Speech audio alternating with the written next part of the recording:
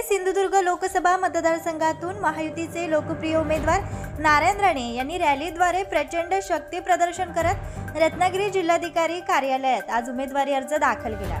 यावेळी गोव्याचे मुख्यमंत्री प्रमोद सावंत, शालेय शिक्षण मंत्री दीपक केसरकर, उद्योग मंत्री उदय सामंत, सार्वजनिक बांधकाम मंत्री रवींद्र चव्हाण, आमदार शेखर निकम, आमदार नितेश राणे, माजी खासदार निलेश राणे, लोकसभा निवडणूक प्रमोद जठार, किरण सामंत, माजी आमदार सदानंद चव्हाण, राष्ट्रवादी काँग्रेसचे नेते अजित यशवंतराव, भारतीय जनता पार्टी, महाराष्ट्र नवनिर्माण सेना, शिवसेना तसेच महायुतीचे सर्व पदाधिकारी व कार्यकर्ते यावेळी उपस्थित होते। उमेदवारी ही दाखल केलेली गेलेली आहे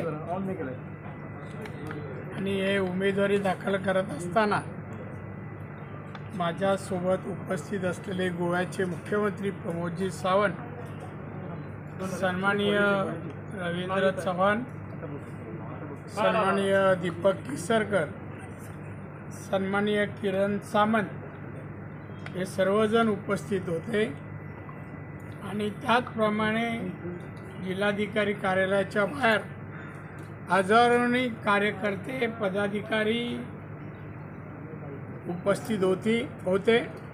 मी सर्वांचा अतिशय आभारी आहे। एवढ्या मोठ्या संख्येने भर उन्हामध्ये ते आले, मला पाठिंबा दिला, मला शुभेच्छा दिल्या, त्याबद्दल मी सर्वांचा आभारी आहे। मी भारतीय जनता पक्ष आणि सन्माननीय एकनाथजी शिंदे आणि अजित पवार या पक्षाची महाआघाडीचा उमेदवार आहे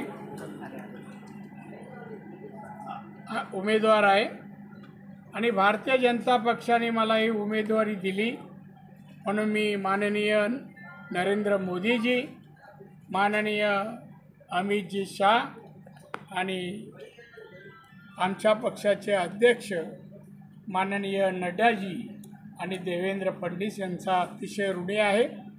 मी फॉर्म भरला, एवढ्या मोठ्या संख्येने पाठिंबा मिळत आहे।